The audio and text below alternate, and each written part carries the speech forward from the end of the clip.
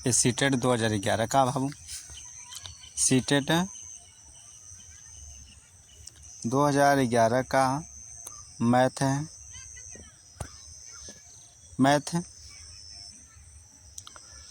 इसमें 30 प्रश्न है जो प्राथमिक लेवल का है।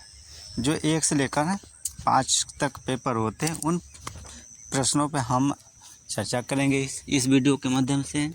आप सभी लोग कलम कापी लेकर बैठकर इस सवाल को हल करिए जिस तरह हमने बता रहा हूँ। ठीक, देखिए पहला प्रश्न क्या लिखा है।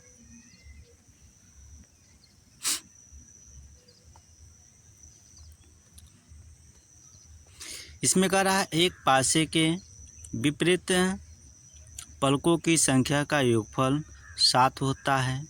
निम्नलिखित में से कौन सा पासे में सही होगा? कौन से पासे में सही होगा?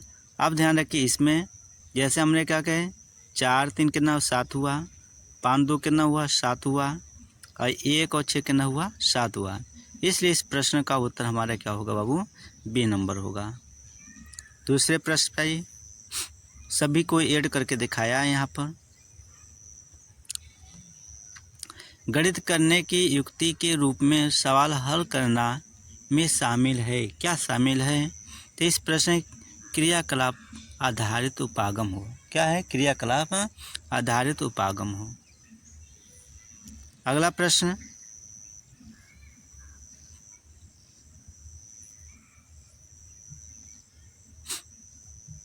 ये लिखा है प्राथमिक कक्षाओं में आकार और स्थान की समझ विकसित करने के लिए किए जाने वाले निम्नलिखित कार्यों को कर्म में से लगाया। इनको क्या करना है? कर्म में हमें क्या करना है? लगाना है। ठीक, देखिए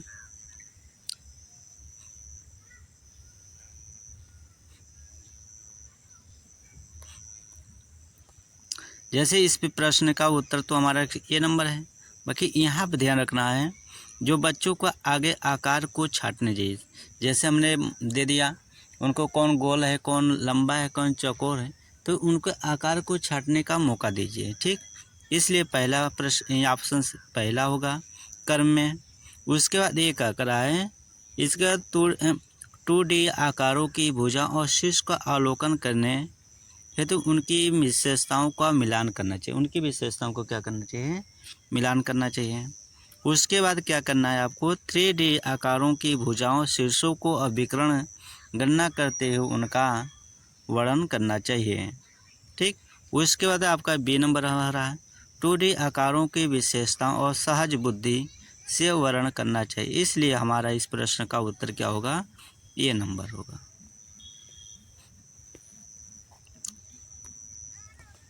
गणित में निदानात्मक परीक्षण का उद्देश्य क्या है? निदानात्मक माने उनकी उपचार करना है, कमियों को देखभाल, जैसे क्या कमियां हैं, तब बच्चों की समझ में निहित रिक्तियों को जानना होता है। बच्चों की कमियों को जानना होता है। इसलिए इस प्रश्न का उत्तर क्या होगा? B number. जब राजन के सामने शाब्दिक समस्या आती हैं तो वह प्रायः पूछता है मैं जमा करूं या घटाना, मैं गुणा करूं या भाग। इस तरह के प्रश्न बताते हैं कि तो इस प्रश्न का उत्तर क्या होगा? राजन संख्याओं को नहीं समझता। इसलिए प्रश्न का उत्तर क्या होगा? डी नंबर होगा। इस प्रश्न में एक समचतुर्भुज के विकर्ण की लंबाई 8 सेमी 6 सेमी है तो इसका परिमाप बताइए। तो हमने इसका विकर्ण 8 सेमी 6 सेमी दिया है। भुजा हमने रख दिया बाबू, तो 1/2 हुआ। इसी को हमने D2 मान लिया 1, इसको D2 मान लिया। तो इसी का हमने सूत्र भुजाओं का रख दिया। तो 8 का वर्ग हमने क्या 64 हुआ, 6 का वर्ग कितना 36 हुआ। 1/2, 1/रूट में 100 रखा और रूट हटाए थे हमने ये इस 100 10 का वर्ग हो जाएगा। 10 का वर्ग कितना होता है? 100 होता है। इसको 2 एकम 2 2 पंचे 10 यानी 5 काटने पर का आया 5 आया। अब 5 से में भुजा से में आज 4 होगा परिमाप भुजा। ठीक, 5 और 4 को गुणा करने पर 20 आएगा। इसलिए इस प्रश्न का उत्तर क्या होगा? C number. क्या होगा?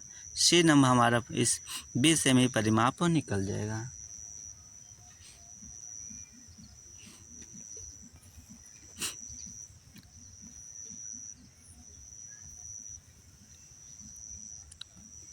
अगला प्रश्न है, क्षेत्रफल की अवधारणाओं से परिचित कराने के लिए शिक्षक से शुरुआत कर सकता है, यानी डैश शुरुआत कर सकता है।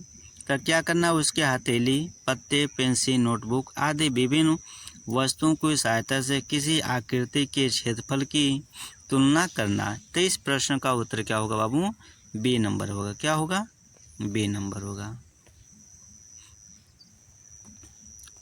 अगला एनसीएफ 2005 मानता है कि गणित में सोचने एवं तर्क का एक निश्चित तरीका से निहित है। नीचे दिए गए कथनों में से वह कथन चुनिए जो उपयुक्त सिद्धांतों का पालन नहीं करता है। अंकांकित प्रश्नों को हल करने के लिए विद्यार्थियों को निर्धारित सूत्र नहीं याद करना है। उनको कोई किसी प्रकार का बच्चों को हमने रट्टा नहीं मारा ये कराना है, ठीक। न तो उनके ऊपर सर के ऊपर कोई ऐसे चीज़ का काम वगैरह से बाहर नहीं लादना है, ठीक। इसलिए इस प्रश्न का उत्तर क्या होगा? ये नंबर होगा।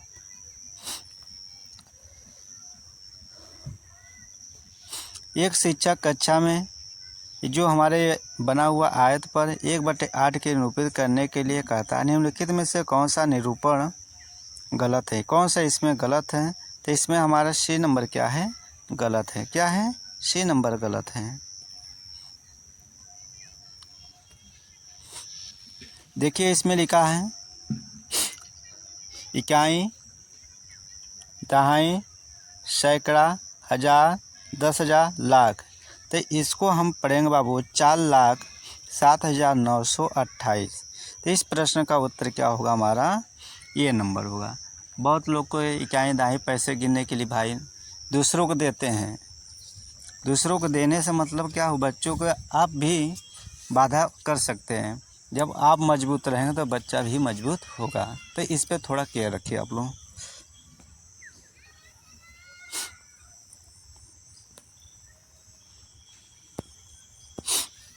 माप की अवधारणा विकसित करने हेतु अपनाए गए निम्नलिखित कार्यों को कर्म में लगाइए।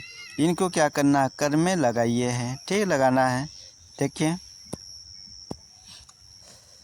पहला, देखिए इस प्रश्न का उत्तर डी है। सी नंबर इसका क्या है? शिक्षार्थियों को सरल अवलोकन द्वारा अन्य वस्तुओं को सत्यापित करते हैं, यानी सरल के माध्यम से उनको क्या करते हैं? सत्यापित करते हैं। उसके बाद क्या करते हैं? शिक्षार्थियों की लंबाई मापने हुए अब मानक इकाइयों को क्या करते हैं? प्रयोग करते हैं। उसके बाद क्या करा? शिक्षार्थी की लंबाई मापने के लिए मानक इकाई का प्रयोग करते हैं। उसके बाद क्या करते हैं? शिक्षार्थी मीट्रिक यानी मैट्रिक इकाइयों के बीच के संबंधों को धीरे धीरे समझने की कोशिश कर लेते हैं। इसलिए इस प्रश्न का उत्तर क्या होगा? डी नंबर होगा।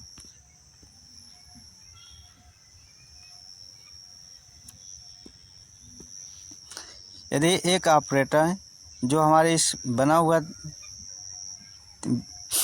गोलाकार को निम्नलिखित रूप से परिभाषित कीजिए। तो इसको हम परिभाषित करेंगे। क्या करना है? आप ध्यान रखिए, इसको हमने क्या करूँगा, कितने बार है? 9 तक। कितने बार है? 9 तक। तो इनको हम क्या करेंगे? ऐड करेंगे। यहाँ पे जैसे 3 4 हुआ, फिर क्या किया? 4 5, फिर 5 6। तो इसी तरह हमने कर्म कोई मानेंगे। क्या करूँगा? यन से हमने क्या मान लूँगा? कर्म मान लिया। पहले मान लिया 1 से स्टार्ट करके हमने कर्म से चलेंगे। तो इनको हमने नीचे है उनका आगे आपको ऑप्शन बता रहा हूँ। इसका आंसर 8n + 28 होगा। किस तरह आएगा? यहाँ पे देखिए, हमने जो 8 है इनको हमने क्या किया? 8n माना का। यहाँ पे n है, इसको n + 1 मान लिया, n + 2 मान ले, n + 3 मान ले, n + 4 मान ले, फिर n + 5 1 5 6 1 + 7 मान लिया। तो इनको हम टोटल जोड़ रहा हूँ तो 28 आ गया। जैसे हमने 7 6 13, 13 5 18 हुआ, 18 4 22, 22 3 25, 25 2 27 1 28 होगा। कितना हुआ? ये 28 होगा।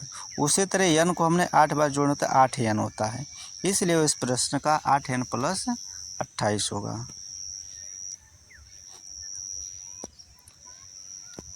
अगला प्रश्न देखिए, बच्चों के पर्यावरण में जो वस्तुएं लुढ़कती या फिसलती हैं उन पर कक्षाओं में चर्चा शुरू करो।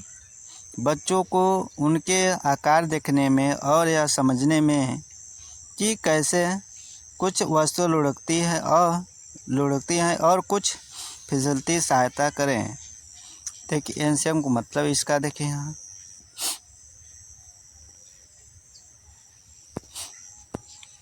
तो इस प्रश्न का उत्तर हमारा क्या हो रहा बाबू? तो इस प्रश्न का हमारा उत्तर क्या हो रहा बाबू? एनसीईआरटी की कक्षा 2 के पाठ्य पुस्तक में इस तरह के सुझाव यह समझने में शिक्षक की सहायता करते हैं। किस प्रकार उनको समझने में सहायता करते हैं? तो इनका क्या निर्देशन में संपूर्ण चर्चाएं विद्यार्थियों को संकल्पनाओं को बेहतर तरीके से समझने में क्या करता है? सहायता करता है। इसलिए प्रश्न का उत्तर क्या होगा? D number. एक अच्छा गणितज्ञ होने के लिए जरूरी है क्या? सभी अवधारणाओं को समझना, लागू करना, उनमें से संबंध बनाना। इसलिए इस प्रश्न का उत्तर क्या होगा? डी नंबर होगा। करा कुछ आमों का भार 2 किलो 600 ग्राम है तथा कुछ सेबों का भार 1 किलो 450 ग्राम है। आमों का भार सेबों के भार में कितना डिफरेंट है, अंतर है? हमने 2 किलो 600 ग्राम लिख दिया, 1 किलो 450 ग्राम लिख दिया। दोनों में घटा दिया तो 1150 ग्राम हुआ। तो हमने अंतर आया कितना? 1 किलो 150 ग्राम। इसको 1 किलो 150 ग्राम हमने लिखने। तो हमारे इस प्रश्न का उत्तर क्या हो रहा है? सी नंबर हो रहा है।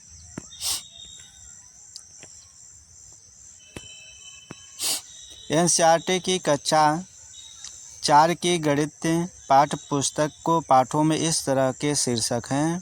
कबाड़ी वाली भोपाल की सैर दुनिया की कुछ ऐसी दिखती हैं या परिवर्तन किया गया।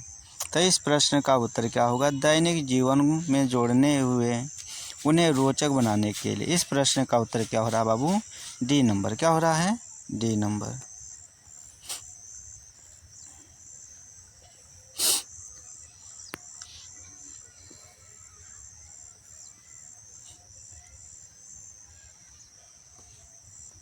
इसमें दिया का इन दिनों दाम बढ़ने शुरू हो रहे हैं। निम्नलिखित में से कौन सा ग्राफ इस स्थिति को निरूपित करता है? तो ये क्या करता है? हमारा डी नंबर क्या होता है? घटने बढ़ने का निरूपित करता है। तो क्या कर रहा है? दाम में बढ़ने। तो हमारे इसलिए प्रश्न का उत्तर क्या होगा? डी नंबर होगा।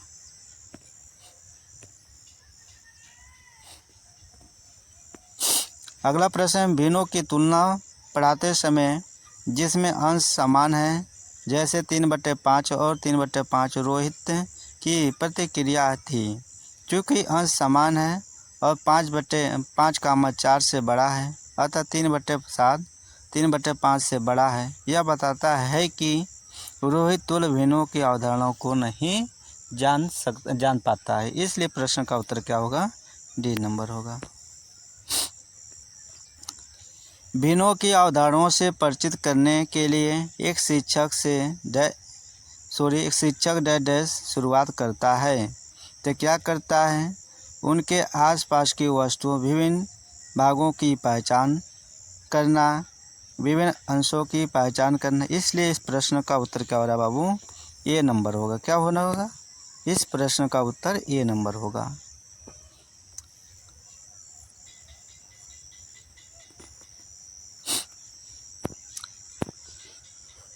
देखिए, माचिस की तिल्लियों से बने निम्नलिखित पैटर्न की जांच कीजिए। जैसे तिल्लियां हैं, इसमें कई तिल्लियां लगाई, इसमें कई तिल्लियां। इसी तरह 8 पैटर्न क्या कर रहा है? यदि पैटर्न निरंतर जारी रहे 15 चरणों के लिए कितनी तिल्लियों की आवश्यकता होगी? तो कितनी होगी? 62 तिल्लियों का। इसलिए प्रश्न का उत्तर क्या होगा? ए नंबर।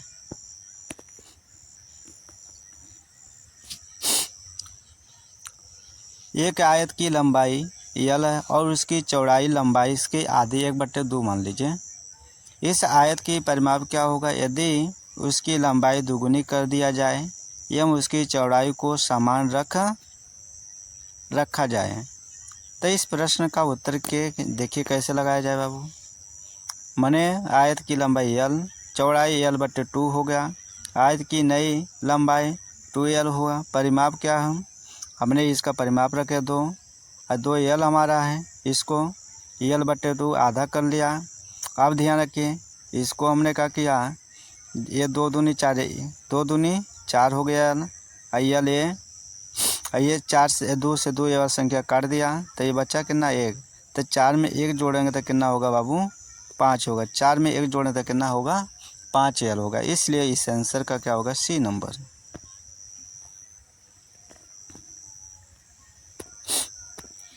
अगला, षटभुजाकार पिरामिड के बारे में कौन सा कथन सत्य है। तो कौन सा कथन सत्य है, तो इस प्रश्न का उत्तर क्या होगा सी नंबर। हिंदू अरबी संख्या पद्धति में 4 अंकों वाली कितनी संख्याएं हैं। तो इस प्रश्न का उत्तर क्या होगा ये नंबर 9000।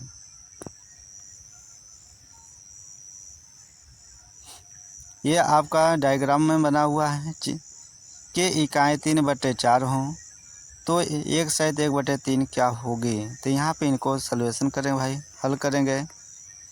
हल करने के बाद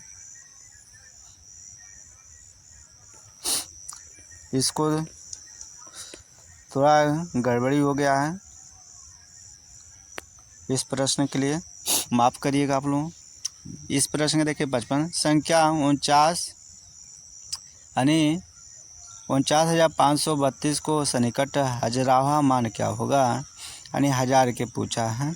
तो इसका सन्निकट मान क्या होगा हमारा 50,000 क्या होगा 50। इसलिए प्रश्न का उत्तर क्या होगा ये नंबर होगा। निम्नलिखित में कौन सी महत्तम संख्या है। तो महत्तम सभी का आप लोग गुणा कर लीजिए। महत्तम हमारा क्या होगा बाबू डी नंबर होगा। क्या होगा डी नंबर। डी का हमने गुणा कर दे रहा हूँ। 2 का पावर 2 है, जैसे 2 दूनी 4 हुआ।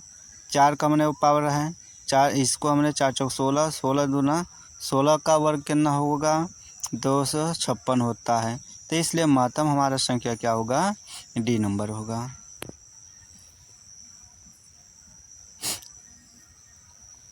टाइम से हर बार क्वेश्चन पूछा जा रहा है, बाकी एग्जामिनर अब क्या हो गया है सतर्क हो गया है।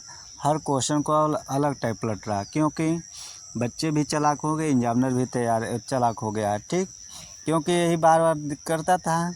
जैसे हम लोग नए युग में आ रहे हैं तो एग्जामिनर भी समझ रहा है नए युग वाले हम लोग को किसी प्रकार को बख्शने वाले नहीं हैं। इसलिए एग्जामिनर हम लोग के लिए हार्ड पे हार्ड करता जाएगा। ठीक, इसलिए आप लोग भी हर पैटर्न पे ध्यान रखिए, कैसे पेपर में कौन सा क्वेश्चन कैसे बदल रहा है। 2-3 साल मान लीजिए 2-3 साल तक तो एकदम सेम टू दे रहा था क्वेश्चन, बाकी अब क्या कर रहा है पैटर्न बदल दे रहा है। ईवीएस के देखिए जो क्वेश्चन नहीं हम लोग सोचना चाहते हैं वो क्वेश्चन आ जाता है, जो कभी सुना नहीं वो क्वेश्चन आया। तो इस तरह हर पैटर्न पे ध्यान रखिए और अपनी फोकस करिए पढ़ाई पर, यदि निकालना है तो भाई। देखिए टाइम से एक बार हर क्वेश्चन पूछता था, बाकी कुछ ऐसे होते हैं कभी कभी नहीं पूछता है, पूछेगा अलग टाइप से पूछ देगा। तो हर टाइप का क्वेश्चन पे ध्यान रखिए आप लोग। देखिए कह रहा है इस तालिका को ध्यान से रखिए। आगे हमने इस बस का उत्तर बता रहे होगा बस 3 नंबर। अब देखिए कौन सबसे अधिक जा रहा है। जैसे कहने मतलब पहला बस है 5 घंटे 25 मिनट, दूसरा बस है 5 घंटे 40 मिनट, तीसरा बस है 5 घंटे 10 मिनट। कैसे आया हम बता दे रहा हूँ आपको। देखिए तीसरा बस ये है यहाँ से दिल्ली से मथुरा की बात आ गया तो 21 ये है 21:55 पे है। ये क्या रहा 16:45 पे, कितना 16:45 पे।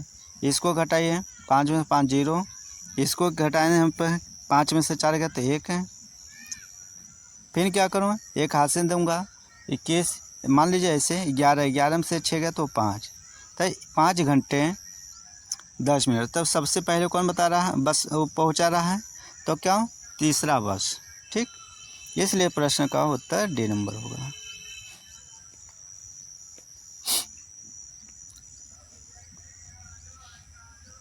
भिन्नों का योग पढ़ाते समय शिक्षक को नीचे दी हुई एक त्रुटि ज्ञात कीजिए। तो इसका त्रुटि ज्ञात करने हमने लासा लूँगा। इस प्रश्न का उत्तर क्या होगा? ए नंबर होगा।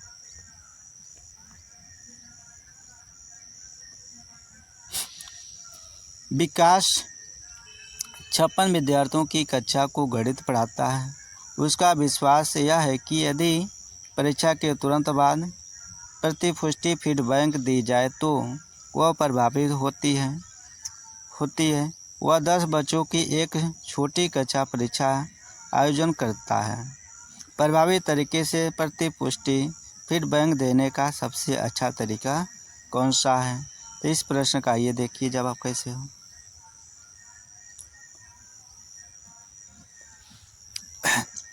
इस प्रश्न का उत्तर क्या होगा बाबू? D number. वह पूरी कक्षाओं के लिए चर्चा का आयोजन कर सकता है कि वे किन तरीके से अपने उत्तरों पे पहुँचे और सही उत्तर पर पहुँचने का प्रभावी युक्ति कौन सी हो। ठीक, अगला आपका अंतिम प्रश्न है। अब सभी भाई बंधुओं से नम्र निवेदन है कि वीडियो को आप लोग ज़्यादा से ज़्यादा शेयर करिए और यदि नए हैं तो सब्सक्राइब कर लीजिएगा। एक आपका सब्सक्राइब देने से, मोटिवेशन देने से हमारा मनोबल बढ़ जाएगा और आपका जो हम वीडियो बनाएंगे शिक्षा के लिए, आपके पढ़ाई के लिए, तो आपके पास पहुंच जाएगा। ठीक, एक शिक्षक आकार पढ़ाने के लिए ऐतिहासिक स्थानों को भ्रमण की योजना बना सकता है, क्योंकि आकार किसी भी वास्तुकला का एक अभिन्न हिस्सा होते हैं और इस तरह के भ्रमण सभी विषयों को आपसी संबंधों को बढ़ावा देते हैं। इसलिए प्रश्न का उत्तर ए होगा। फिर आपको नेक्स्ट वीडियो मिले।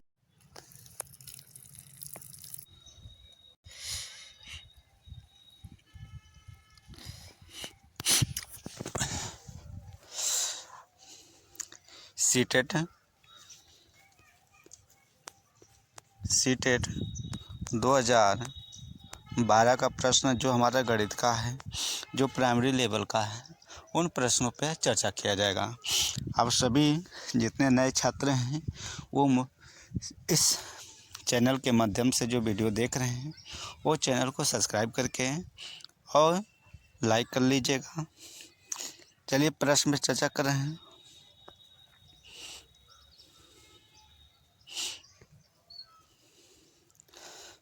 पहला प्रश्न देखिए क्या लिखा है। कक्षा 5 के विद्यार्थियों को समतल आकृतियों के क्षेत्रफल की संकल्पना से किसके द्वारा परिचित कराया जा सकता है, यानी किस माध्यम से उनको परिचित कराया जा सकता है। तो इस प्रश्न का उत्तर क्या हो रहा है बाबू? D number. क्या होगा?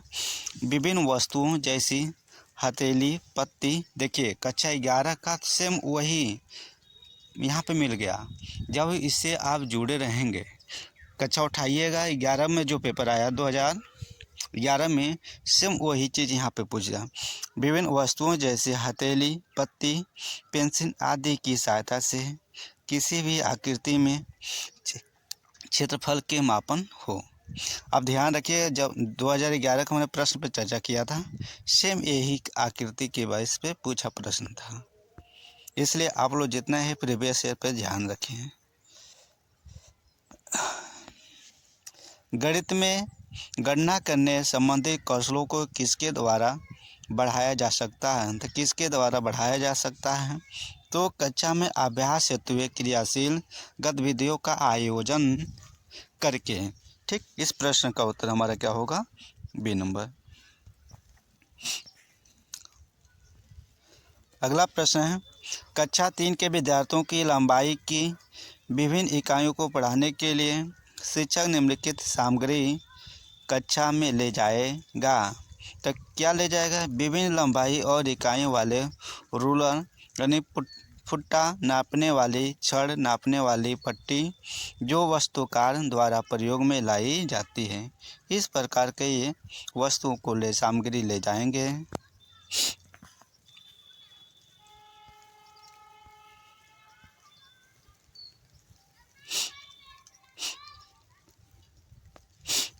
कक्षा 3 के विद्यार्थियों को संख्या पद्धति पढ़ाने का सबसे उद्देश्य अच्छा क्या है? उनको क्या करना है? संख्याओं को सैकड़े, दहाई और इकाइयों के समूह के रूप में देखना और स्थानीय मानों को सतर्कता समझना। इस प्रकार करने से इनकी इकाई सैकड़े दहाई इकाई के समूह के जैसे इकाई दहाई पढ़ने के या पैसे लिखने के लिए कहेंगे, तो इस प्रकार उनके सगदे पढ़ाने का और अच्छा उद्देश्य रहेगा।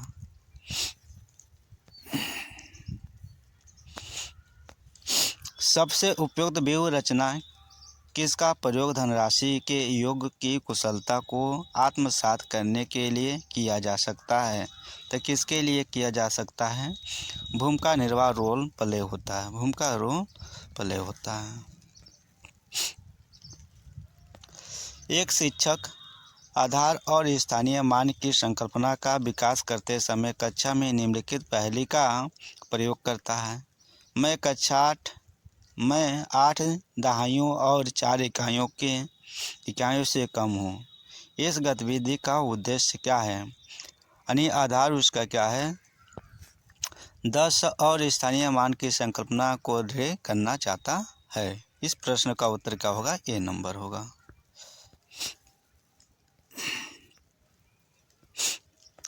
करा योग और व्याकरण पर आधारित शब्दों में दिए गए सवालों को हल करने की विद्यार्थियों को दक्षता का आकलन करने के लिए आकलन के शीर्षक क्या होगा? सवाल में बोधन और सही जवाब लिखना, सवाल की पहचान, सही संक्रिया निष्पादित करना, गलत आंशिक रूप से सही पूर्णतः सही।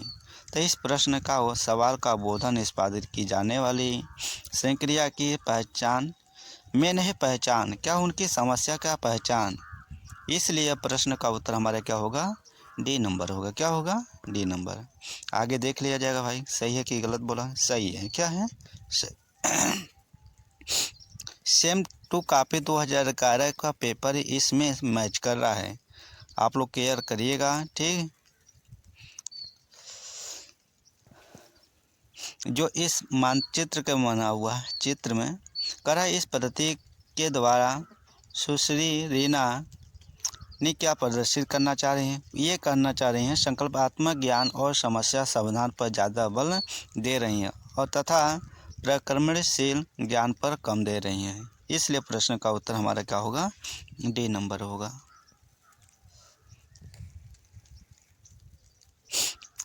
भिन्न की योग संकल्पना के पाठ पर योजना बनाते समय शिक्षक पट्टी मोड़ने वाली गतिविधियां का प्रयोग कर रहा है। तो इस प्रश्न के माध्यम से का जैसे 1/2 दिया गया बाबू, 1/2, 1/4, 1/8 दिया गया, तो उपयुक्त विधि में से क्या है? इसमें क्या बताया जा रहा है? करा विषय वस्तु पश्चात गतिविधि बताया, समय की बर्बादी हो रहा है, विषय वस्तु से पूर्व की गतिविधि हो रहा है, यानी विषय वस्तु संबंधित क्या हो रही है? गतिविधि हो रही है। क्या हो रही है? विषय वस्तु संबंधित गतिविधि हो रही है। तो इस प्रश्न का उत्तर हमारा क्या हो जाएगा बाबू? देख लिया जाए थोड़ा, सी नंबर। क्या है? इस प्रश्न का उत्तर सी नंबर होगा। क्या होगा? C number.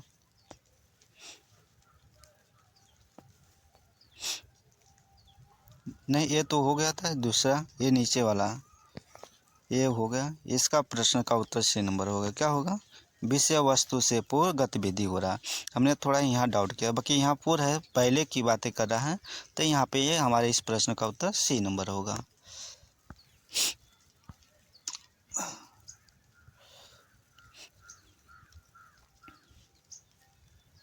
अगला प्रश्न देखिए, कक्षा 4 के विद्यार्थियों को यह समझाने के लिए कि शेष हमेशा विभाजक से कम होता है, उचित उपागम क्या है? सही बताया गया है। करा वस्तुओं को विभाजक के गुणों में सामूहिकृत करना और प्रदर्शित करना कि वस्तुओं की संख्या जो समूह में नहीं है वह विभाजक से कम है। क्या है? विभाजक से कम है। इसलिए प्रश्न का उत्तर क्या है? सी नंबर होगा।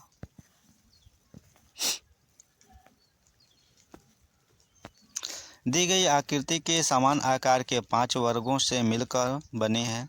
आकृति का क्षेत्रफल 180 वर्ग सेंटीमीटर है। आकृति का परिमाप सेमी में क्या होगा? तो इन प्रश्न का उत्तर हमारा क्या होगा? B number. अब इनके निकालने के लिए वर्ग का क्षेत्रफल कितना दिया बाबू? 180। इनके हमने क्या करा, 5 वर्गों में इनको 5 से भाग कर देंगे। 5 तिया 15, हाथ से बचेगा 3, 5 छक्का 30 हो गया। तब वर्ग के समूह क्या हो गए? 6 होंगे। चित्र का परिमाप कितना होता है? 2। ठीक, तब इनके हमने परिमाप के माध्यम से रख दिया। ठीक, जैसे जैसे इनके परिमाप है उनके हमने का रखते चले गए। ठीक, 2 हो गए, फिर 3 हुए, फिर 3, फिर 4। तो इनके गुणा करने और जोड़ने पर हमारा कुल कितना आएगा? 72 आ जाएगा।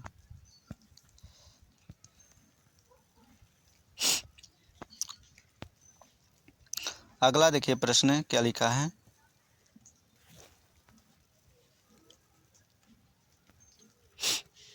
भिन्नों का योग पढ़ाते समय श्री सिंह द्वारा यह देखा गया कि निम्नलिखित प्रकार की त्रुटि बहुत आम है। जैसे 2/3 प्लस 2/5, तो यहाँ पे जोड़ दिया गया 5 और यहाँ पे 15। अब यहाँ पे त्रुटिहीन है, क्या है? श्री सिंह को निम्नलिखित उपचारात्मक कार्य करना चाहिए। असमान भिन्नों के योग की संकल्पना को स्पष्ट करने के लिए चित्रात्मक प्रतिरूप देना तथा बाद में समान प्रकार के सवालों का अभ्यास कराना चाहिए। बात यहाँ जाहिर से है, क्या है? यहाँ बात से सही है। पिन करा दूसरा, विद्यार्थियों को मेहनत करने की सलाह दी जाए, गलत है। हर के लघुत्तम समापवर्तक संकल्पना को स्पष्ट करने, यहाँ भी सही है। समान प्रकार के सवालों का अभ्यास कराना चाहिए, यहाँ भी उचित है। यहाँ मेन मुद्दा यहाँ पे क्या है? बच्चों को असमान भिन्नों का योग और संकल्पना को स्पष्ट करने के लिए चित्रात्मक प्रतिरूप देना, बाद में समान प्रकार के सवालों का अभ्यास कराना चाहिए। इस प्रश्न का उत्तर क्या होगा? ए नंबर होगा।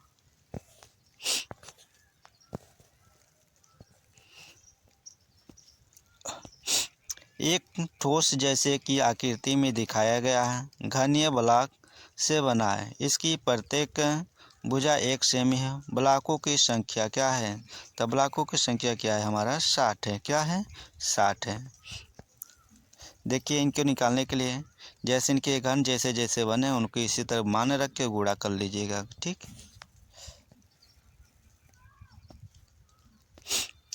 राष्ट्रीय पहचान की संख्या 2005 मानती है कि गणित में चिंतन और तर्कण का एक तरीका शामिल होता है।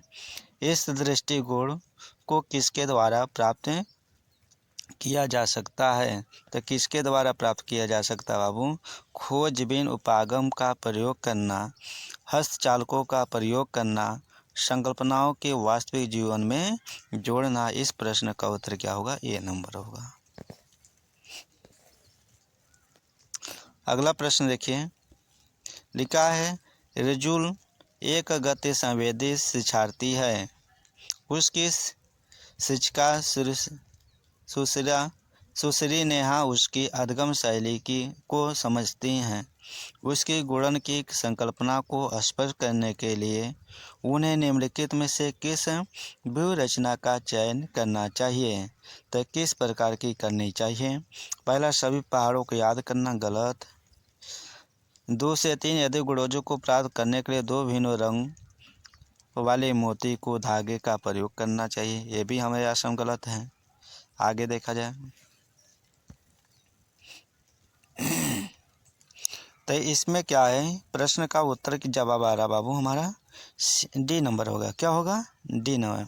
आरे तिरछी रेखाओं पर प्रतिच्छेद बिंदुओं को गिनना चाहिए। इस प्रश्न का उत्तर डी नंबर होगा। अगला प्रश्न देखिए, कक्षा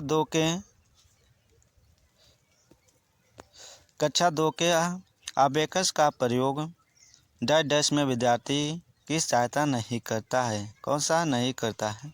तो इस प्रश्न का उत्तर क्या होगा? B number. शब्दों में दी गई संख्याओं का समान संख्या लिखने के लिए। निम्नलिखित में से किस विभाजन में शेष उससे अधिक होगा? जब माप 176 को 3 से विभाजित करते हैं, 176 को क्या करें हैं 3 से विभाजित करेंगे भाग करने पे। जैसे मान लीजिए लिख दिया जाए, जैसे यहाँ लिखा है 3, इसको हमने 176 लिख दिया इंटू 3 बचे क्या होगा बाबू 15 होगा। घटाऊंगा तो 2 बचेगा, फिर क्या करूँगा 6 उतार लूँगा, फिर क्या करो 3 अट्ठे 24 हो जाएगा, 3 अट्ठे 24 हो जाएगा। तो शेष फल कितना बचेगा बाबू 2 बचेगा। कितना बचेगा 2 बचेगा। ठीक, इस प्रकार के यदि भाग किया जाए शेष फल कितना बचेगा 2 बचेगा। अब इनको करा है 76 से 3 से विभाजित करते समय वो चीज़ पे ध्यान रखना, ऐसे ध्यान रखना है। देखिए इसको भाग किया जैसे हमने किया उसी तरह किया। इसको हमने क्या किया 173 का करा है, इसमें शेष जो आया उससे माइनस कर दीजिए। देखिए यहाँ कंफ्यूज कर दिया आप लोग ना दिया है, करा शेष उससे अधिक होगा। आप जब आप 176 को 3 से विभाजित करते हैं उसी संख्या से 2 माइनस करके उसके बाद संख्या का करना है। संख्या 3 का रहा, यहाँ पे 5 से किया गया, क्या किया गया यहाँ पे 3 से, यहाँ पे कर दिया गया 5 से। ठीक, 2 जोड़ के उसके बाद भाग किया तो शेषफल कितना बचेगा 3। तो इस प्रश्न का उत्तर क्या होगा हमारा सी नंबर होगा।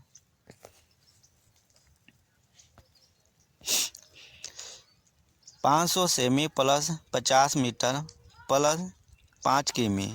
आप किमी को देखिए, हमने 1 किलो से, मीटर है 50 मिमी है तो 50 से, ये कौन हो 500 सेमी। तो इन्हीं तरह मिमी वालों को मिमी 100 से, किमी वालों को 1000 से कर लेंगे। ठीक, यहाँ पर ध्यान रखिए, अब इनको हमने कहा जोड़ना 5 सेमी वाला, ये 50 मिमी वाला मीटर वाला। ठीक, और ये 500 किमी वाला, ये हमारा हो गया 50, ये हो गया 5 सेमी। कितना हो गया 5 सेमी। अब जोड़ेंगे तो ये हो जाएगा 5055 हो जाएगा, 5055 हो। इस प्रश्न का बी नंबर होगा।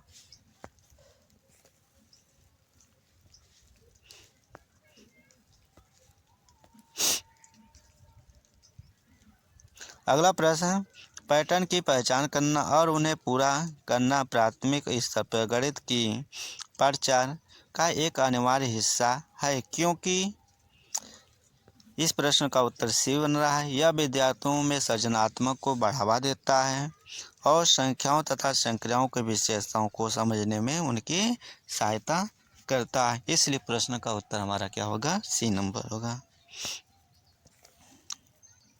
अब देखिए इस प्रश्न का उत्तर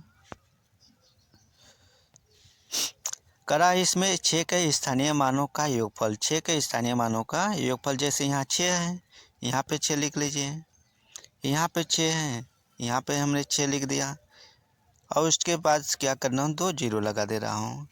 इसके बाद यहाँ 6 लिख लेंगे, इसके बाद कितना है 4 जीरो लगाएंगे। क्या करूँगा 4 जीरो, जो पीछे अंक रहेंगे उन्हीं को अंक को हमने क्या करेंगे स्थानीय मान।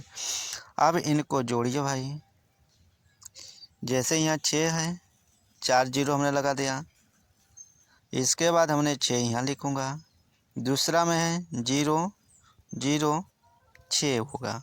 अब इनको सामने जोड़ेंगे 6 होगा, इसके सामने 0 आ जाएगा बाबू, इसके सामने 0 आ जाएगा, इसको 6, ये 6 0 हो गया, 0 हो गया, ये 0, फिर 0 लिखूँगा। क्या करूँगा फिर 0, फिर इसके बाद 6 लिखूँगा। अब हमारा है 60 600 यानी 60,606 आ रहा है। क्या आ रहा है 60,606 आ रहा है। इस प्रश्न का होकर डी नंबर क्या होगा। अब यहाँ देख लिया जाए बाबू, सही है, क्या है सही है। मैंने है आपको गणित आना चाहिए। कह रहा है 5,671 और उसके अंकों को पलट देने पर प्राप्त संख्या का अंतर, इनके संख्या को पलट दीजिए। जैसे इसको हमने कर्म से लगा लिया, 1 7 6 5 कर लिया। अब इनको अंतर माने घटाना, घटाया गया तो हमारा कितना बचेगा 3,906, 3,906। इस प्रश्न का उत्तर सी नंबर होगा। यहाँ पे देखिए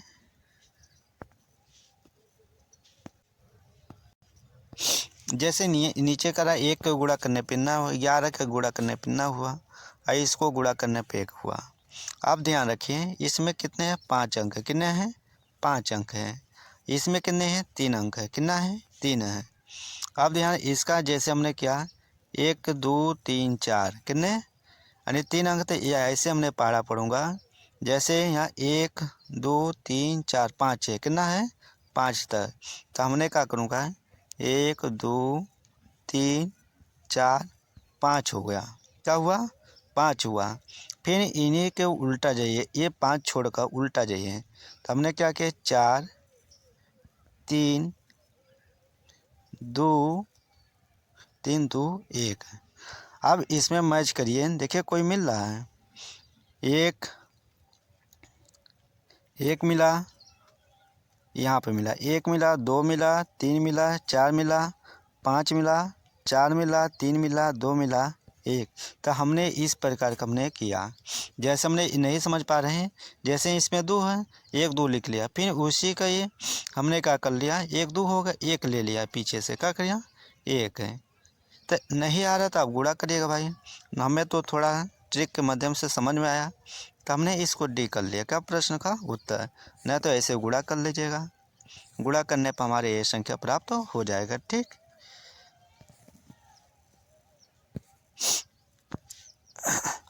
निम्नलिखित में से कौन सा सही है, इनमें से कौन सा सही है। देखिए पूर्ववर्ती अपूर्ववर्ती दोनों संख्या में डिफरेंट होता है। ये होता है 1000 परवर्ती होता है, 1000 का परवर्ती कितना होगा पूर्ववर्ती, दोनों सेम एक ही है। कर आगे की संख्या पीछे की संख्या होती है, क्या होती है आगे की संख्या और पीछे की संख्या। तो इस प्रश्न का उत्तर क्या होना चाहिए डी नंबर।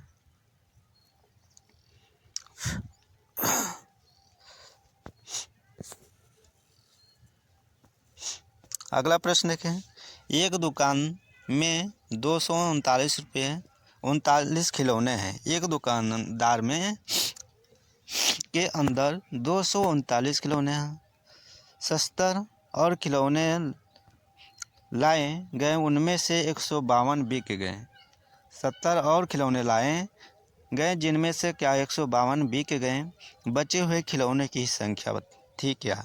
आप दोनों जब 100 ये लाया तो इसमें जोड़ दीजिए, उसके बाद हमने घटा दे रहा है, घटाने के बाद हमारा 152 होगा। तो ये सिंपल क्या करना है समीकरण, एक प्लस और लाया तो हमने जोड़ दिया, इसके बाद घटाया घटा दिया, तो हमारा आंसर क्या होगा बी नंबर।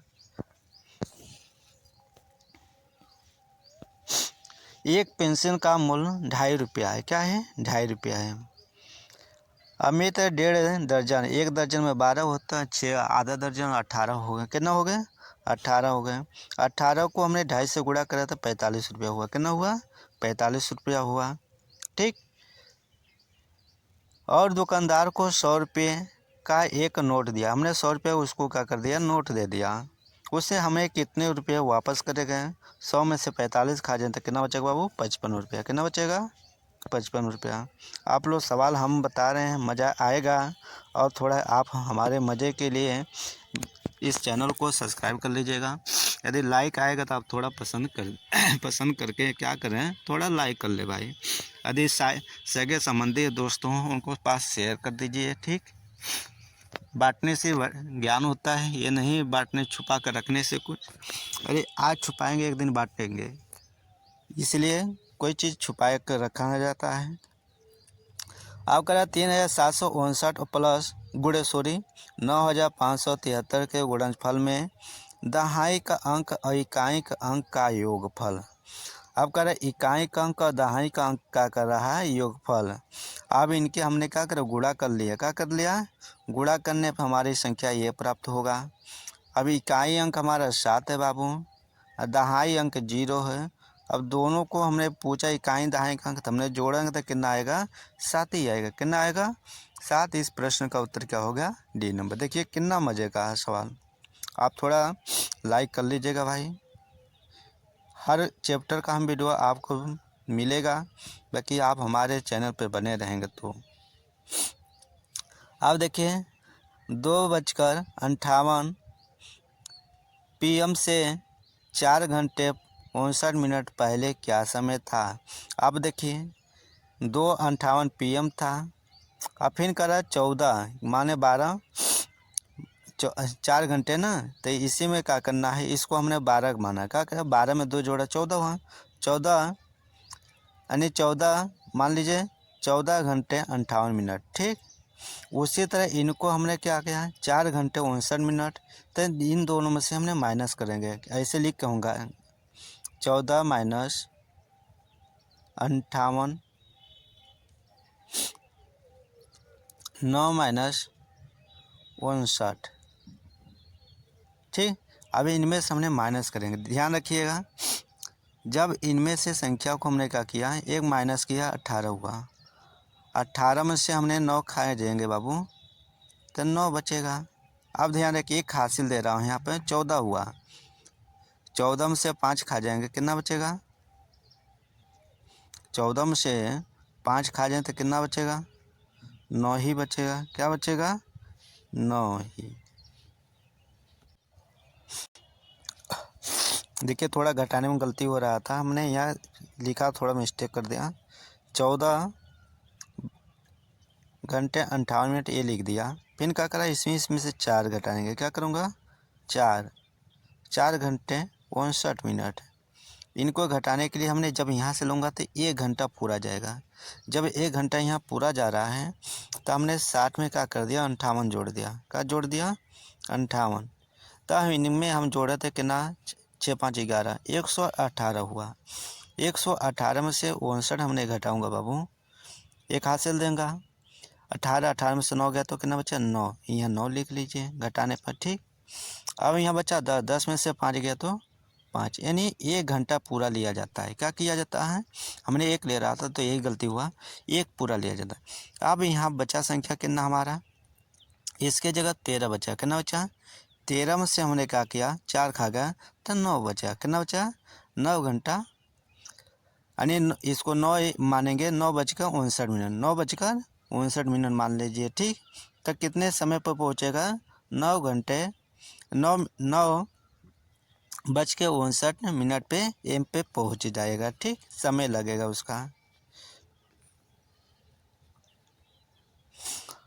अगला प्रश्न देखिए, 1000 करा 19,000, हमने 19,000 को गुणा कर 1,000 से कर लीजिए। सैकड़ा 100 से होता है। इकाई 1 से कर लीजिए।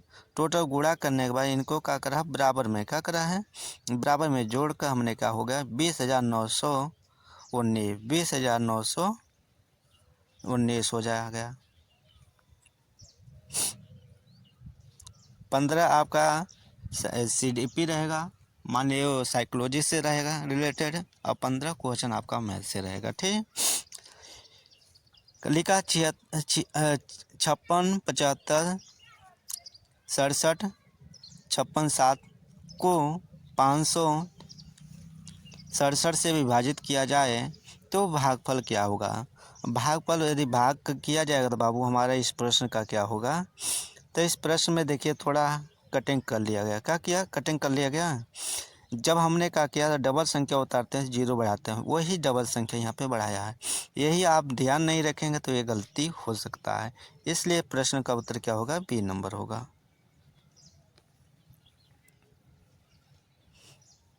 अगला प्रश्न देखिए, लिखा है 1/2 में कितने 1/8 के होंगे। तो हमने क्या करें, संख्या दोनों रख लिया भाई। अब देखिए इनको हमने 8 एकम 8 कर लिया। क्या कर लिया, 8 एकम 8, और नीचे क्या है, 2 ही संख्या 1/2 के हमने क्या किया, इनका यहाँ पलट लिया। संख्या भाग है तो गुणे में एक संख्या ऊपर नीचे होती है। ठीक, 2 एकम 2, 2 चौको 8 हुआ। कितना हुआ, तो हमने काटने पे 4 आया। कितना आया, 4 आया। तो इसी तरह 1/4 के रूप में हमने 4 बार किया। तो इनको हमने क्या करूँ, देखिए 1/8 1/8 1/8 1/8 4 बार हुआ। ऊपर वाली संख्या को हमने जोड़ लिया, नीचे सेम समान है वो बता लिया। फिर इनको हमने सिद्ध करे, 4 एकम 4, 4 दूनी 8 हो गया। तो कितने बार, 4 बार। कितने बार जोड़ने पर, 4 बार। तो इस प्रश्न का उत्तर क्या होगा बाबू, हमारा ए नंबर होगा। यहीं पे आपका मैथ ख़त्म हो रहा है। फिर आपको EVS का मिलेंगे। आप सभी लोग ईमानदारी से चैनल को सब्सक्राइब कर लीजिएगा और आपको अच्छा लगे तो लाइक ज़रूर कर लीजिएगा। यदि आपके सगे संबंधी हो तो उनको पास थोड़ा ये खबर चैनल के माध्यम से को भी भेज दीजिए। प्रश्न है तो कौन सा मुक्त वाला प्रश्न है? तो करा 2.7 से बड़ी कोई 4 संख्या लिखिए। तो सबसे मुक्त वाली संख्या क्या है? डी नंबर है। क्या है? डी नंबर इस पर क्या होगा? अगले प्रश्न पे, कक्षा 2 के शिक्षार्थियों को सरल आकृति, उसके लंबे और किनारों से परिचित कराने का सबसे उत्तम उपकरण क्या है? सबसे उत्तम उपकरण क्या होता है? जियो बोर्ड होता है। क्या होता है? जियो बोर्ड होता है। अगला प्रश्न है, निम्नलिखित कक्षा 5 की पाठ्यपुस्तक में से एक सवाल है। यहाँ 4 खंबे हैं जिनका माप क्रमशः 105 सेमी, 215 सेमी, 150 सेमी, 325 सेमी। यदि इन्हें समान लंबाई टुकड़ों में काटना है तो प्रत्येक टुकड़े की अधिकतम लंबाई क्या होगी? यह सवाल डैश के लिए पूछा जाता है। तो किसके लिए पूछा जाता है? प्रश्न का उत्तर का जवाब क्या होगा बाबू? D number. क्या है? कह रहा है सीखी गई संकल्पनाओं का प्रयोग करते हुए समस्या समाधान कौशल को बढ़ाने के लिए किया जाता है। कौशल को बढ़ाने सीखने के लिए। अगला प्रश्न है, निम्नलिखित कक्षा 3 के पाठ्यपुस्तक में से एक समस्या है। निम्नलिखित समस्याओं को हल करने के लिए कौन सी गणितीय संक्रिया का प्रयोग किया जाएगा? एक दूध वाला 10 दिन में 1410 लीटर दूध बेचता है। वह एक दिन में कितने लीटर दूध बेचता है? उपयुक्त सवाल में ब्लूम के संज्ञानात्मक क्षेत्र की किस दक्षता की ओर संकेत करता है? किस दक्षता की ओर क्या कर रहा है? संकेत कर रहा है। तब बच्चों को क्या कर रहा है? सीखने के लिए कर रहा है। तो इस प्रश्न का विश्लेषण कर रहा है। क्या कर रहा है? विश्लेषण। अगले प्रश्न में आइए, लिखा है राशिद कक्षा 5 में पढ़ता है। वह विभिन्न प्रकार के त्रिभुजों को भिन्न श्रेणियों में वर्गीकृत कर सकता है, लेकिन त्रिभुज में 3 कोणों का योग 180 होता है। इसके अमूर्त प्रमाण को समझने में उसे कठिनाई होती है। पियाजे के संज्ञानात्मक सिद्धांत के अनुसार रसीद चरण पर है। किस चरण पे है? तब मूर्त सक्रिय आत्मक अवस्था पे है। किस पे है? मूर्त सक्रिय आत्मक अवस्था पे है।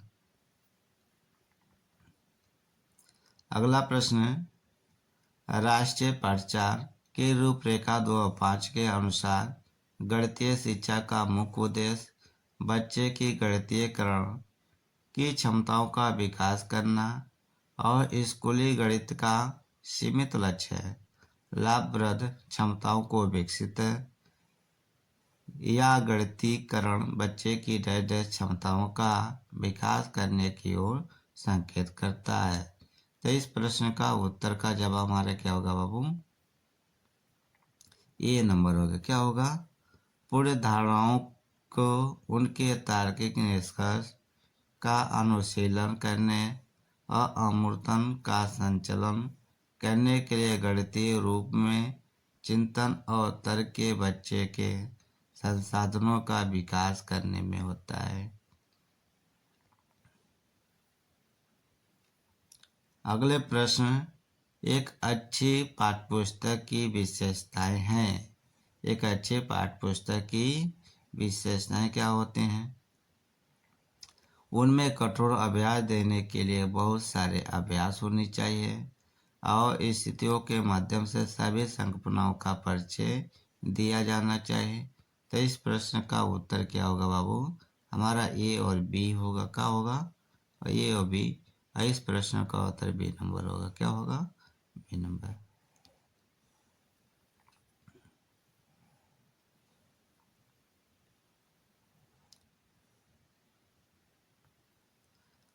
राष्ट्रीय पाठ्यक्रम की रूपरेखा 2005 पर बल देती है, किस पे बल देती है, गणित में सफलता प्रत्येक बच्चों की आवश्यकता है। प्रश्न का उत्तर बी नंबर हो गया। 5, 10 और 35 के सबसे छोटे सर्वज गुणज और सबसे बड़े सर्वज गुणनखंड का अंतर, जैसे लासा ऐसे अब ले लीजिए, मासा लीजिए, ठीक। तो इसका हमने यदि यदि बना रहा लासा काटने का, ऐसे काट लीजिए। जैसे हमने 5 लिया, 10 लिया और यहाँ पे 35 लिया, 5 और 2 आ गए, ये नहीं कटेगा, बता रहे 5 दूनी 2 पंचे 10 और 5 7, इसको 35 नहीं कटे उतार लेंगे, ठीक। इसके बाद 5 काटेंगे, किससे, 5, 5 एकम 5, 5 एकम 5, 5 सत्ते 35। अब किससे काटूंगा इसको, 7 से, ये उतार लूँगा 1 और 7 एकम 7। अब यहाँ 7 पचे 35 हो, 35 दूना कितना हुआ, 70 होगा, क्या हुआ, 70। 35 दूना कितना हो गया बाबू, ये 70, यहाँ याद रखिए 70 ये हो गया। अब दूसरा इसी क्रम बताएंगे। अब लिखा है इनके सबसे छोटा हो गया, अब बड़ा क्या करना है, बड़ा कैसे निकालेंगे। अब ध्यान रखिए, ये कितने संख्या से दोनों से क्या का भाग करें, जैसे 5 है ऐसे हम भाग विधि कर रहा हूँ, 5 दूनी 10, यानी ये संख्या जो भाग किया है जैसे, फिर 5 से काटूंगा किसको, 35 को, तब 5 सत्ते 35 हुआ, कितना हुआ, 5 सत्ते 35 हुआ, ये भी कट गया। यानी जब इनके हम लसा लिए तो 5 आया, एचसीएफ लिए तो कितना आया इसका हमारा 5, लासा लिए तो 70 आ गया और इसका एचसीएफ निकाले तो 5 आया। तो इनके हमने भाग विधि से दोनों को निकालने। अब दोनों का अंतर पूछ रहा, दोनों का अंतर, मासा हमारा कितना होगा, ये इतना होगा, लासा कितना होगा 170 होगा, लासा कितना होगा 70। ये अंतर पूछा, दोनों में से हमने माइनस कर देंगे, क्या करूँगा, दोनों में से माइनस कर दूंगा, तब 65 होगा। इस प्रश्न का उत्तर डी नंबर होगा, क्या होगा, डी नंबर होगा। इस प्रकार निकाला जाता है। अगला प्रश्न देखिए, करा संख्या 105 के गुणनखंडों की संख्या, इनके गुणनखंडों की संख्या पूछा है। हमने आपको लगा के दिखाएंगे, ठीक, यहाँ पे आप काट नहीं पाएंगे। हमने देखिए 105 लिखा,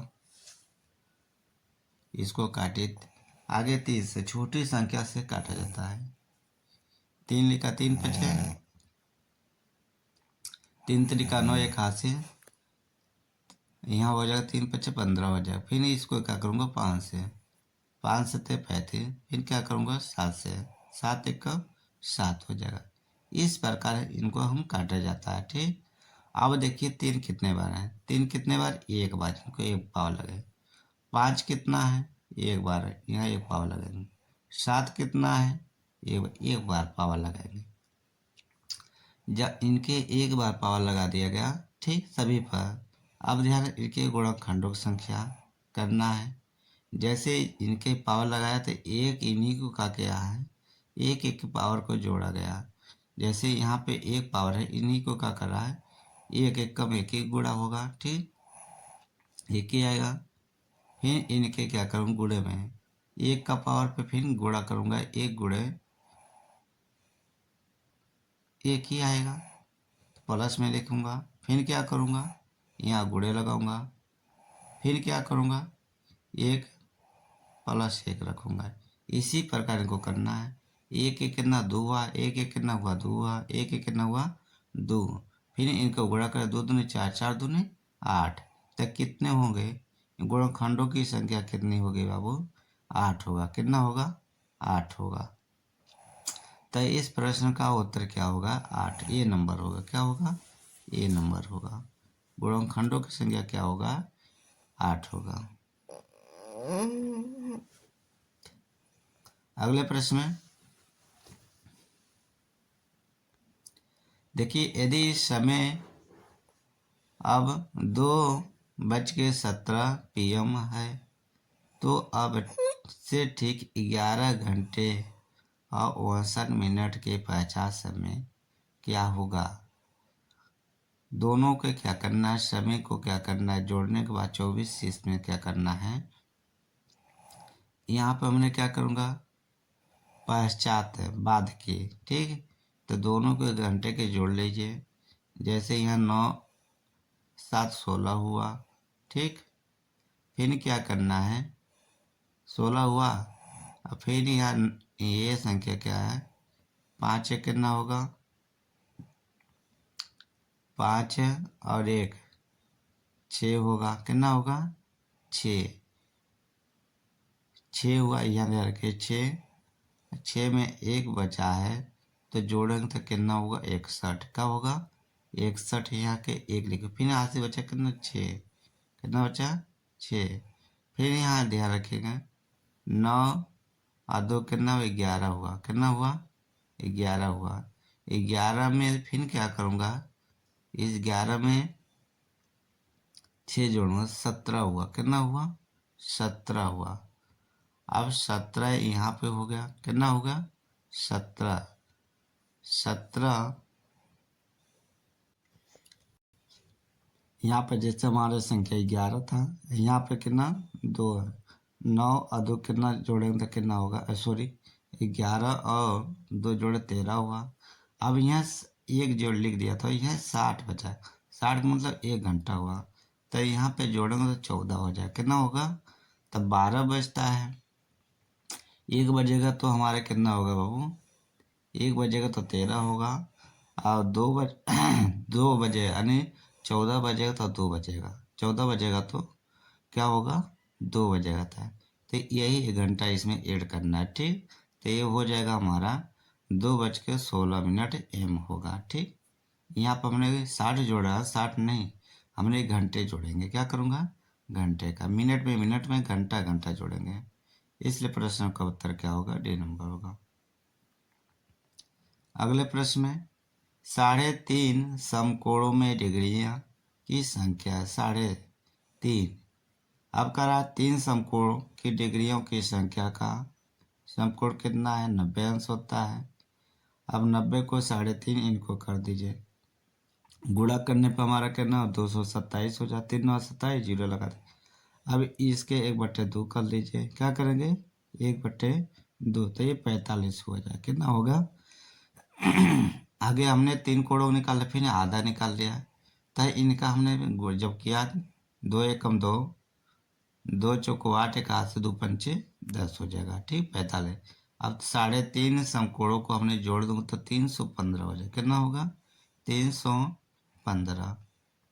ये नंबर इसका उत्तर होगा। अब इसका देखिए, कह रहा है 11 इकाइयाँ प्लस 10 दहाइयाँ और प्लस 11 सैकड़े बराबर हैं। तब जैसे जैसे इनको कहा है हमने लिखते जा रहे हैं। 11 क्या लिख दिया, 11 दहाई लिख दिया, गुणा कर दीजिए। सैकड़ा होता है 100, 100 से गुणा करें। अब इनको जोड़ दें तो हमारा कितना हो जाएगा, 1221 हो जाएगा। कितना हो जाएगा, 1221। प्रश्न का उत्तर सी नंबर हो जाएगा। अगले प्रश्न में 509 और 3028 का योग क्या होगा। तो हमने 509 किया, लिख दिया, 3028 किया, दोनों को हमने जोड़ दिया 3500 3700। इस प्रश्न का उत्तर बी नंबर। अगले प्रश्न है, किसी वर्ग का परिमाप 24 सेमी और किसी आयतन की लंबाई 8 सेमी। यदि वर्ग और आयत की परिमाप बराबर हो तो आयत का क्षेत्रफल वर्ग सेमी में है। तो इस प्रश्न का उत्तर क्या होगा बाबू, बी नंबर। क्या होगा? B number. देखिए कैसे, आयत का परिमाप, आयत का वर्ग दोनों का कितना बोला? 24 सेमी। आयत की लंबाई 8 सेमी, माना आयत की चौड़ाई कितना? बी। आयत की परिमाप का सूत्र लिख दीजिए। अब हमारा इसके जगह ये परिमाप है 2l प्लस बी, और इसके बराबर में 24, एल प्लस बी बराबर कितना? 12। इसको काटेंगे तो हमने 2 एकम 2 और 2 दूनी 4, 12 हो जाएगा। तब यहाँ पे 8 प्लस बी, एल कितना हमारा 8 है, प्लस बी और 12, ये दोनों को हमने क्या करूँगा? पंचांतर करूँगा। 12 में से क्या करूँगा? 8 खा जाए तो बचे कितना? 4। ये हो गया बी हमारा इसकी चौड़ाई। अब बी बराबर कितना होगा? 4 होगा। तो इसका आयत का क्षेत्रफल निकालने के लिए लंबाई गुणे चौड़ाई होता है, तो गुणा कर दें तो कितना होगा बाबू? 32 हो जाएगा। कितना होगा? 32 सेमी हो जाएगा। इस प्रश्न का उत्तर क्या होगा? 32।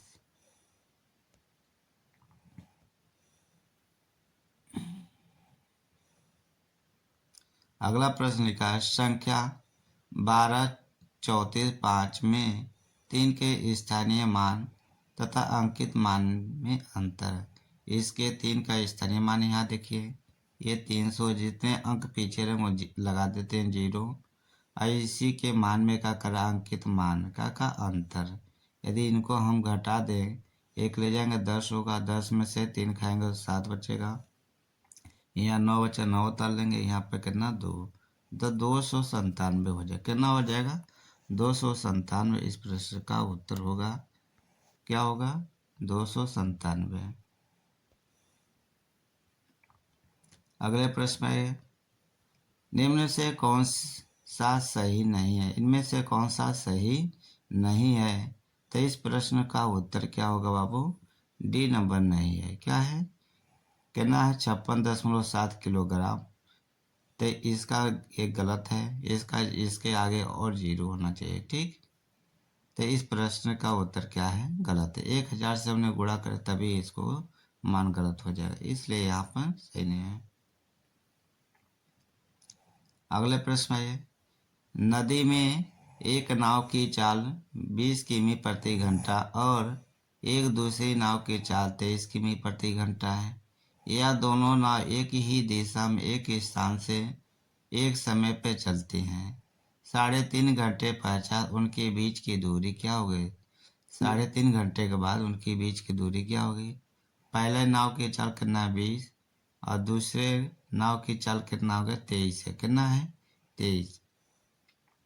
अब ध्यान रखिए यहाँ पर कैसे लिखा, पहले नाव की चाल कितना है? 20, तो 1 घंटे में चला, 1 घंटे में चाल कितना हो इसकी? 20 किमी हो गया। तब 3.5 घंटे में 3 शायद 1/2, 3 दूनी 6, यानी 3.5 घंटे में चली दूरी। ठीक, तो इसके दूरी के हमने चाल निकाला होता है, चाल समय होता है। अब यदि इनको गुणा करें तो कितना हुआ? 70 किमी। कितना हुआ? उसी तरह इन दोनों को गुणा कर लीजिए, इसके हमने गति किया तो 80 किमी। कितना? 80.5 किमी। दोनों का डिफरेंट हो गया 10 के, 10.5। कितना हो गया? 10.5 हो गया। तो इस प्रश्न का उत्तर क्या होगा बाबू? ए नंबर होगा। क्या होगा? ए नंबर। ये प्रश्न का उत्तर देखिए, करा संख्या 90,707 को 9 से भाग देने पर शेषफल क्या होगा? इसको हमने 9 से भाग कर दे रहा भाग।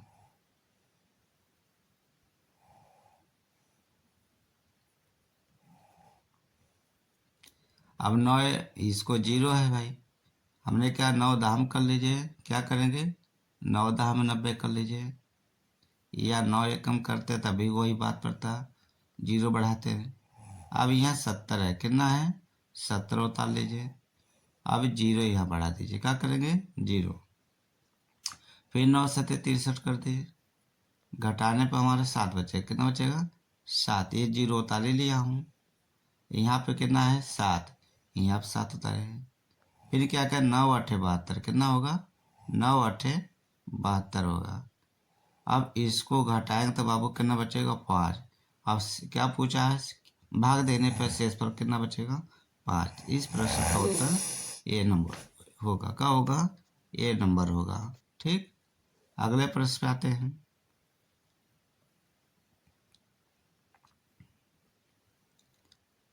अगला प्रश्न देखिए, ध्यान सभी लोग करते रहिए, हल्का कहीं मिस्टेक हो तो इसके लिए आप लोग क्षमा करिएगा।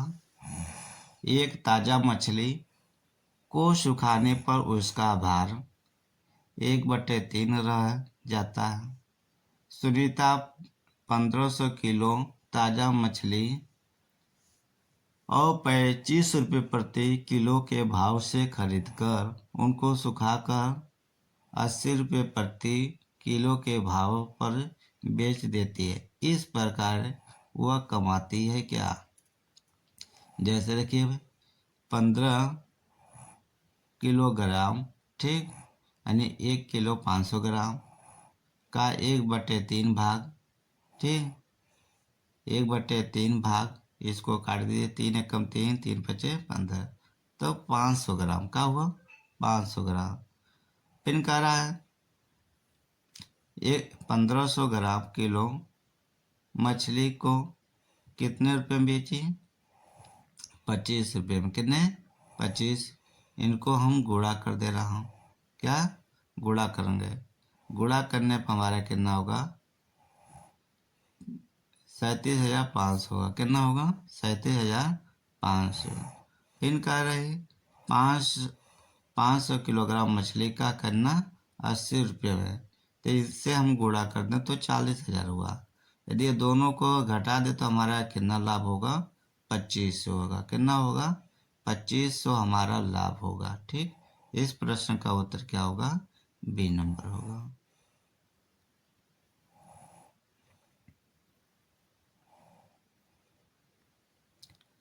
देखिए 9 में से 1 खा गए तो कितना बचेगा, 8 बचेगा। कितना बचेगा, और 8 को 8 से भाग करें तो हमारे कितना बचेगा, 1 बचेगा। कितना बचेगा, 1 बचेगा।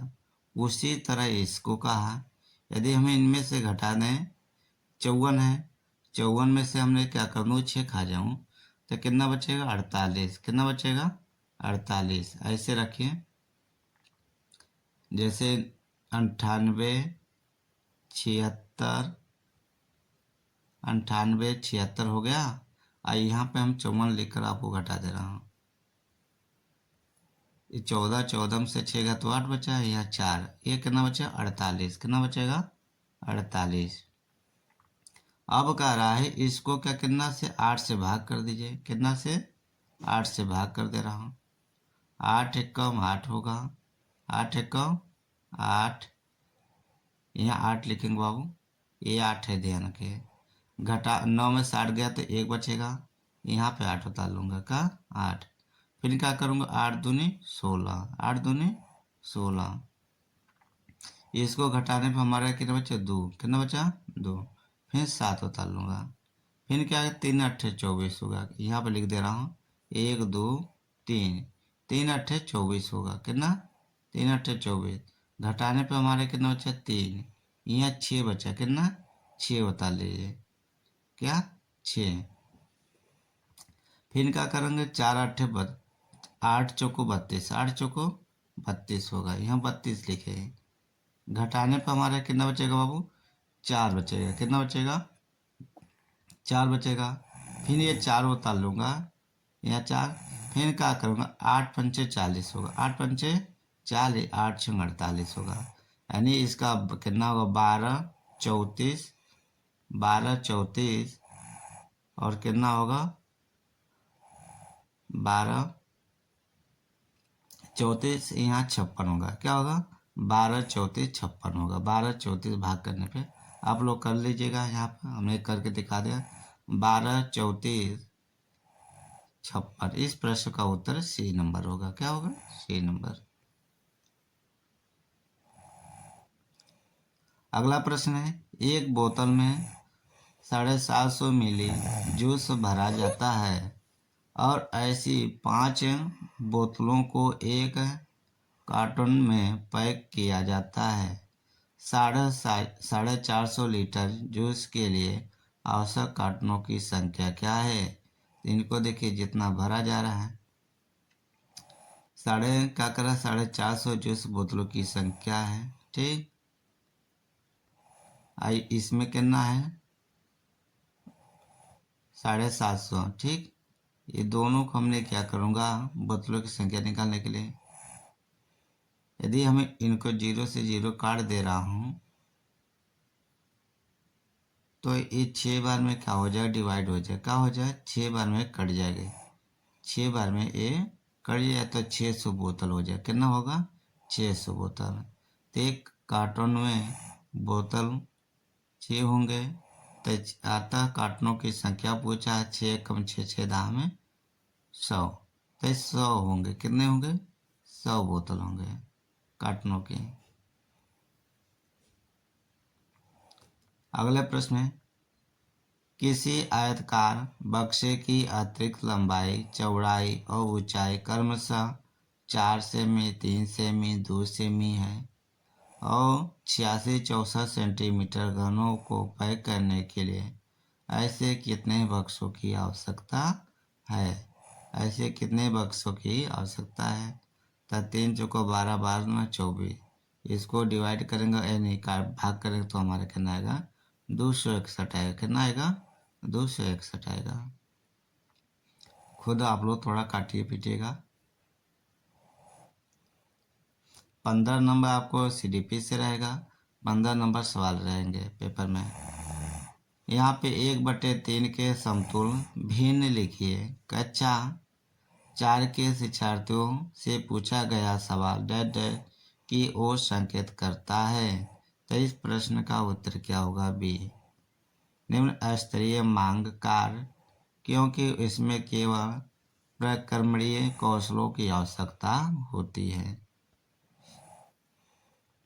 अगले प्रश्न, प्रायः शिक्षार्थी दशमलव संख्याओं की तुलना में त्रुटि करते हैं। उदाहरण के लिए 0.50 0.5 से बड़ा है। इस त्रुटि को सर्वाधिक संभावित कारण हो सकता है। क्या कारण हो सकता है, इस प्रश्न का उत्तर क्या होगा। ए नंबर, क्रमिक दशमलव में शून्य की सतर्कता से संबंधित भ्रांतिपूर्ण संकल्पना होता है।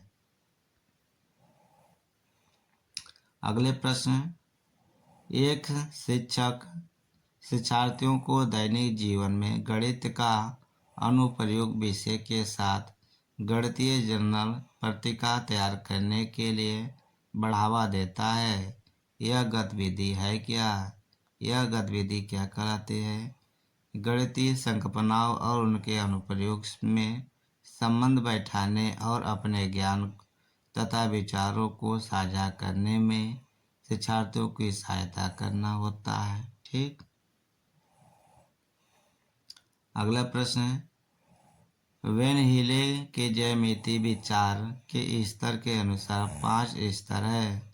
चतुष्रीकरण, विश्लेषण, अनौपचारिक निगमन, औपचारिक निगमन और दृढ़ता। कक्षा 3 के एक बच्चे को छांटने के लिए कुछ बहुभुज दिए गए हैं। देखिए कैसे इनको दिया गया। वह भुजाओं की संख्या के आधार पर बहुभुजों को वर्गीकृत करता है। यह बच्चा वेन हीले के ज्यामिति विचार के डैश डैश स्तर है क्या। तो इस प्रश्न का उत्तर क्या होगा, चाक्षुषीकरण है, चाक्षुषीकरण है। अगले प्रश्न का, एक बच्चा संख्याओं, संक्रियाओं और संकेतों, घड़ी के 2 कांटों, विभिन्न सिक्कों आदि में अंतर करने में कठिनाई प्रदर्शित करता है। इसका निहितार्थ है कि जो विशिष्ट बाधाएं उसको सीखने को प्रभावित कर रही है वह है क्या। तो इस प्रश्न का उत्तर क्या होगा भाई, सी होगा। क्या होगा, सी। कमजोर चाक्षुषी प्रकरण युक्ता, जैसे चाक्षुषी विभेदीकरण, स्थानीय संगठन और चाक्षुष समन्वय होता है।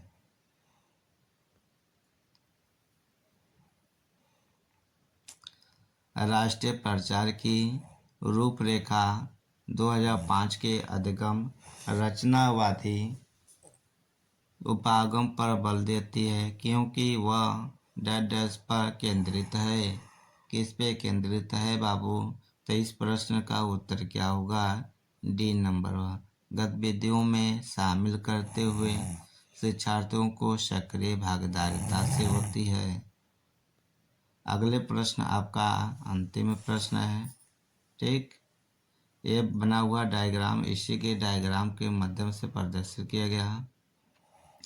तब 15 अथवा अन्य किसी संख्या को प्रदर्शित करने उपयुक्त तरीकों का डैश डैश की संकल्पना पढ़ाने के लिए इस्तेमाल किया गया। जो गोला है इसी के माध्यम से पढ़ाने का क्या तरीका है? तो इस